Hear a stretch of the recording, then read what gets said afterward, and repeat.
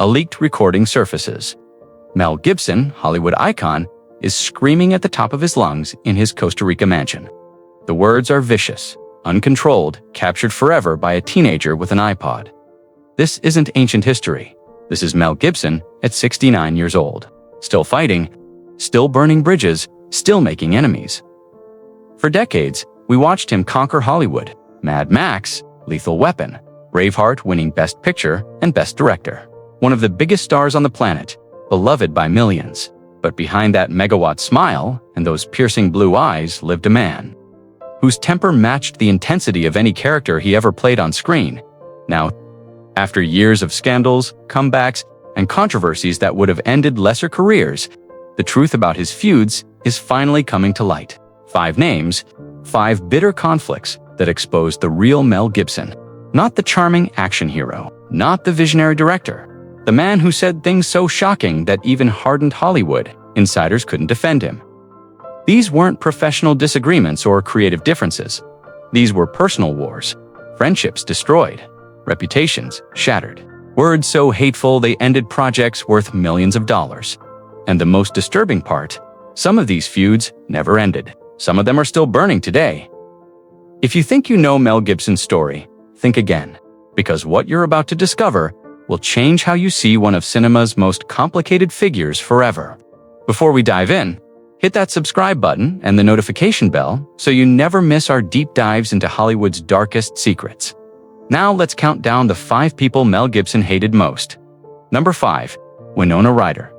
Some feuds start with a punch. Others begin with a single sentence at a party that echoes for decades. It was the mid-1990s Hollywood party. Cigars, cocktails, the usual crowd of Alisters. Making small talk, Mel Gibson was there, smoking and holding court. So was Winona Ryder, one of the decade's biggest stars. Fresh off massive hits, according to Ryder's account, Gibson made a joke to her gay friend that was shockingly offensive. Then the conversation turned to heritage. And that's when Gibson allegedly looked at Ryder and asked a question that would haunt him for the rest of his career.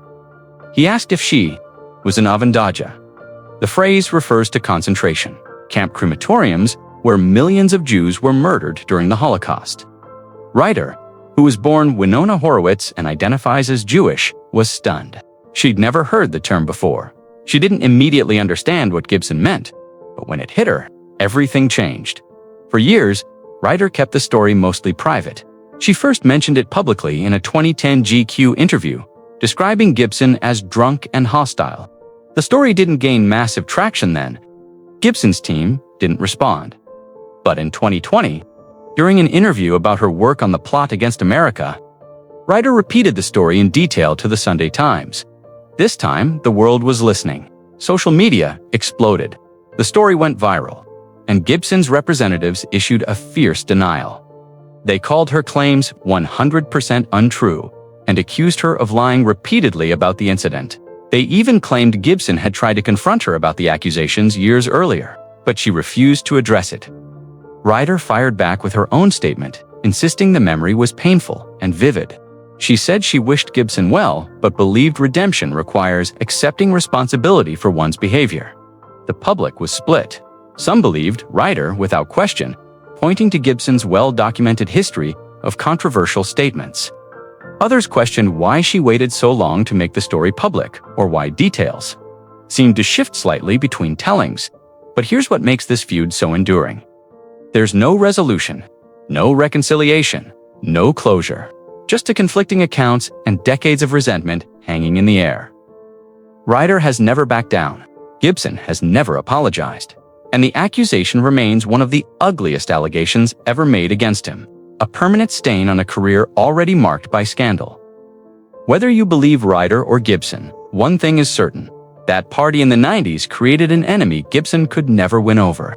And in an industry where perception is everything, that matters more than the truth ever could. Number 4, Joe Eszterhas. Most Hollywood feuds play out in carefully worded statements and anonymous sources. This one exploded with audio evidence that shocked even the most. Cynical industry veterans, Joe Eszterhas was once the highest-paid screenwriter in Hollywood, the man behind Basic Instinct and Showgirls.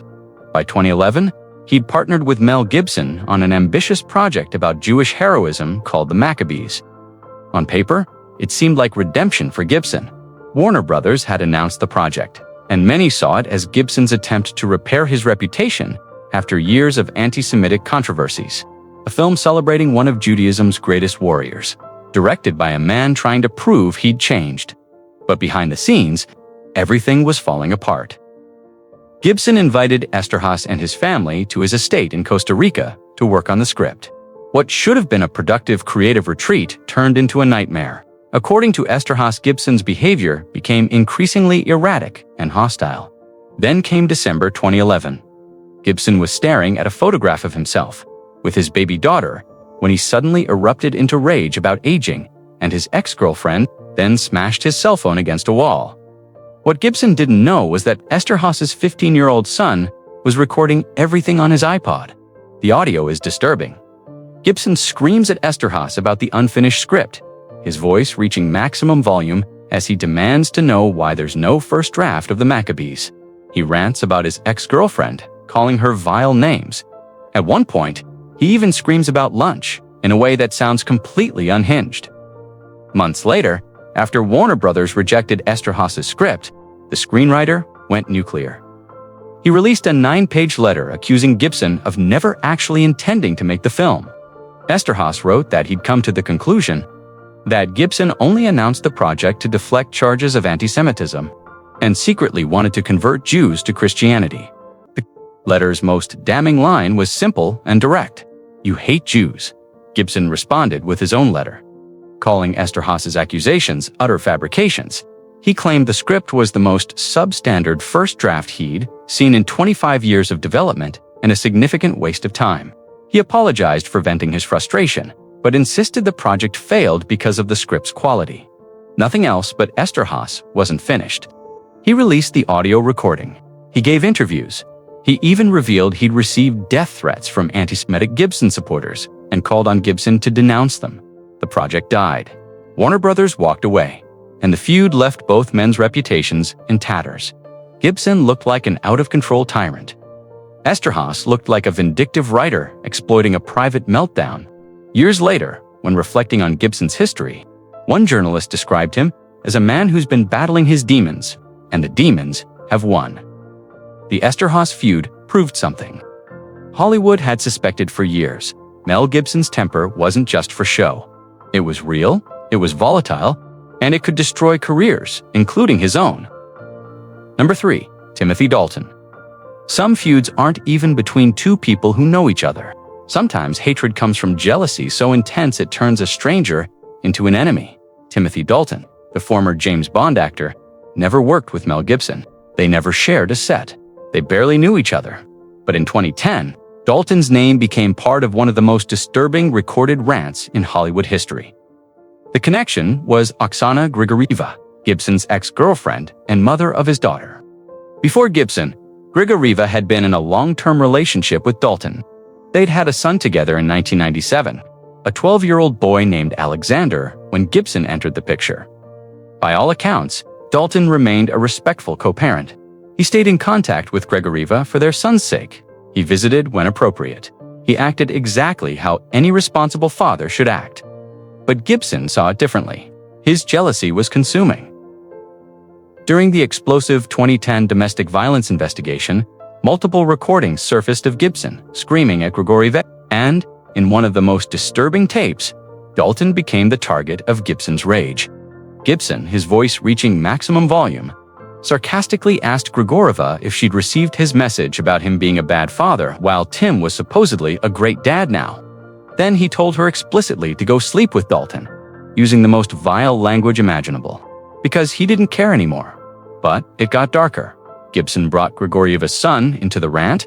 He suggested she should have relations with other men in front of the boy, mocking the idea that Alexander would have to watch yet another man in his mother's life.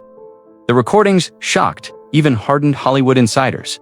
This wasn't just anger. It was cruelty aimed at a child who had done nothing wrong except exist. Dalton, caught completely off guard by being dragged into Gibson's meltdown, gave a simple statement to the paparazzi when they tracked him down. No comment. What else could he say? He hadn't done anything. He'd simply been a father, trying to maintain a relationship with his son, and for that, he became the subject of Gibson's jealous rage. Reports later emerged that Dalton was furious Gibson was around his son at all, especially given the violent allegations and the racist, sexist language captured on the recordings. Some sources claimed Dalton considered legal action to protect Alexander from being exposed to Gibson's behavior. Gibson eventually pled no contest to misdemeanor battery against Greg. The case was settled, but the recordings remained public forever, a permanent record of Gibson's inability to control his worst impulses. For Dalton, the entire ordeal was a nightmare he never asked for. He'd simply loved someone years earlier, had a child with her, and tried to be a good father. And for that, he became collateral damage in Mel Gibson's self-destruction. This feud, if you can even call it that, shows something disturbing about Gibson. It wasn't enough to be angry at Grigorova. He had to attack everyone connected to her, including a man who'd moved on with his life years earlier and a child who was completely innocent. Timothy Dalton never responded publicly beyond that initial no comment.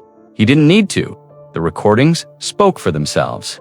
And unlike Gibson's other enemies, Dalton never got closure. He just had to live with knowing his name would forever be linked to one of Hollywood's most toxic MELTDOWNS. By 2006, Mel Gibson was untouchable. Braveheart had won him 2 Oscars. The Passion of the Christ had grossed over $600 million despite controversy. He was box office gold, a producer, a director, and one of the most powerful men in entertainment. Then came July 28, 2006, a traffic stop in Malibu that changed everything. Gibson was pulled over for driving under the influence. During his arrest, he unleashed an anti-Semitic rant at the arresting officer, claiming Jews were responsible for all the wars in the world. The incident was documented in a police report that quickly leaked to the media. The fallout was immediate and brutal. Projects evaporated. Studios distanced themselves. Talent agencies dropped him. Gibson later described himself as blacklisted, saying he was drunk in the back of a police car, said something stupid, and suddenly became the poster boy for being canceled. He issued apologies. He blamed alcoholism. He entered treatment. But Hollywood wasn't interested in second chances. Not yet then. In 2010, things got worse. Recordings surfaced of Gibson screaming racist remarks, including using the N-word during arguments with his ex-girlfriend Oksana Grigorieva, who also accused him of physical abuse. He eventually pled no contest to misdemeanor battery. For nearly a decade, Gibson was persona non grata.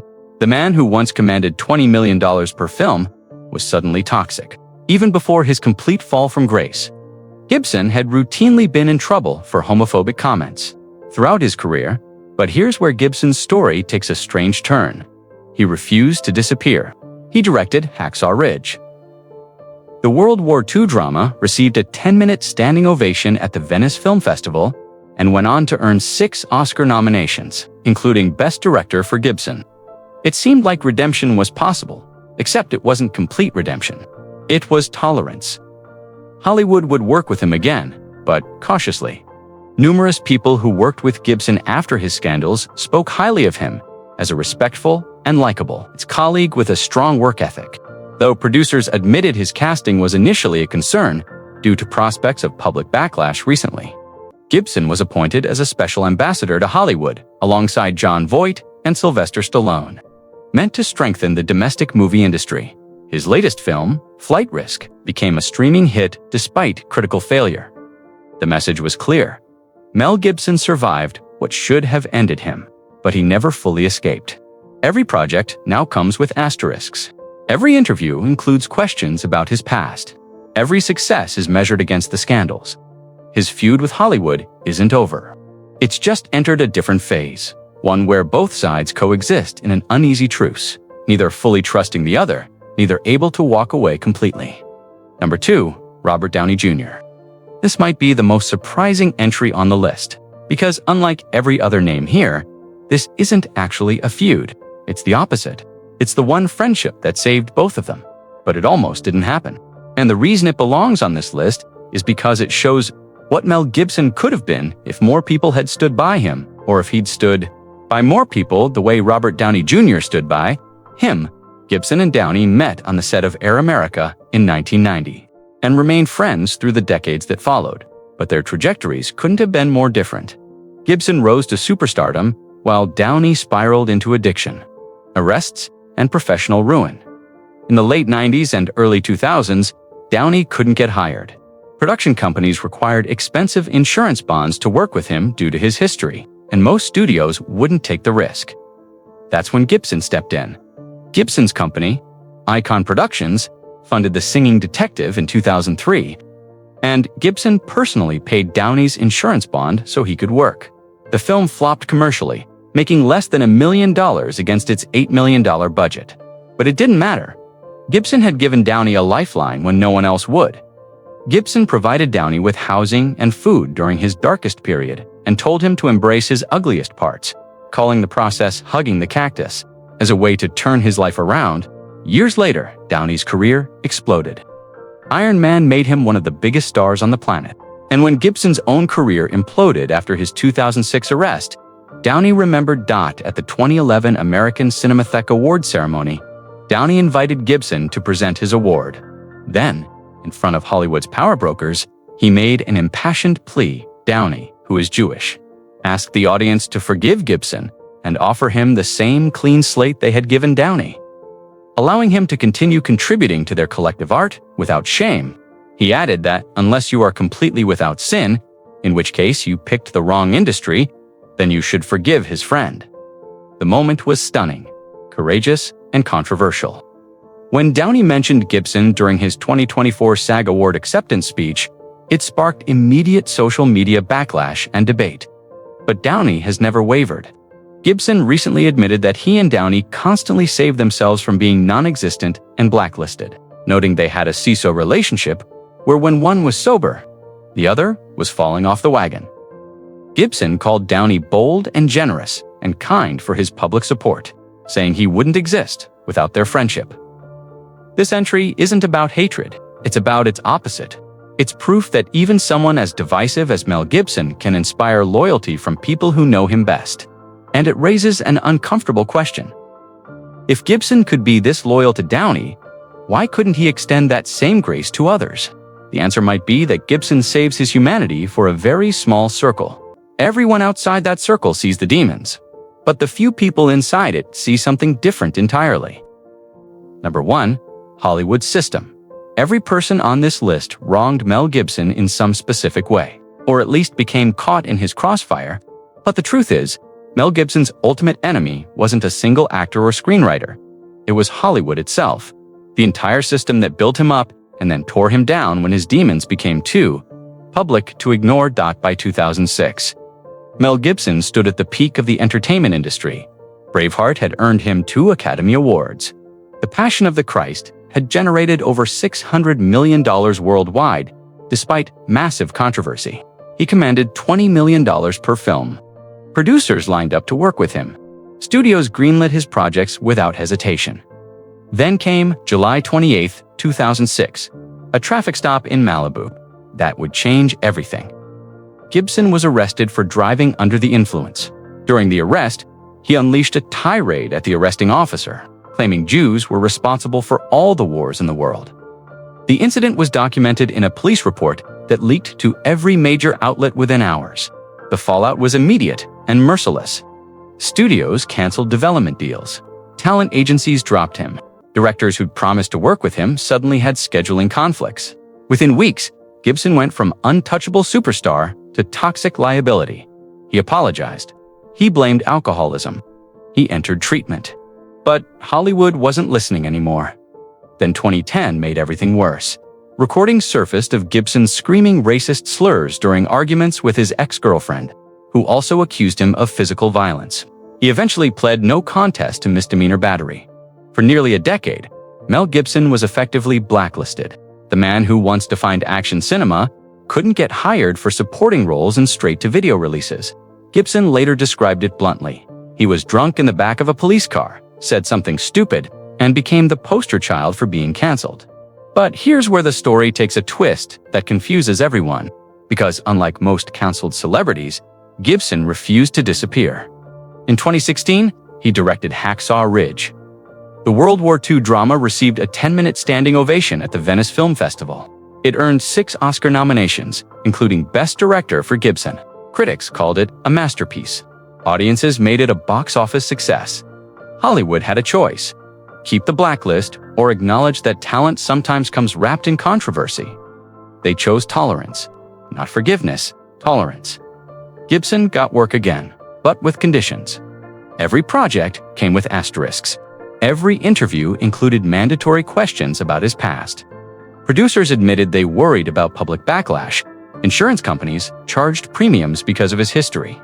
He was even appointed as a special ambassador to Hollywood alongside Jon Voight and Sylvester Stallone, meant to strengthen the domestic movie industry. His latest film, Flight Risk, became a streaming hit despite critical failure. But make no mistake, Gibson's relationship with Hollywood will never be what it was. He's tolerated because he's talented and because his supporters are loyal enough to make his projects profitable. Crisis managers note that Gibson has proven to be the exception to the rule. With fans who rebel against political correctness and haven't abandoned him, that's not the same as being welcomed back. It's survival. It's coexistence. It's a cold business arrangement where both sides need each other, but neither trusts the other. The saddest part? Gibson had everything: the respect, the power, the legacy, and he destroyed it all with his own words, his own rage, his own inability to control the worst parts of himself. This is the enemy that matters most. Not Winona Ryder, not Joe Eszterhas, not Timothy Dalton, but the system that once crowned him king and then dethroned him when he proved unworthy of the crown.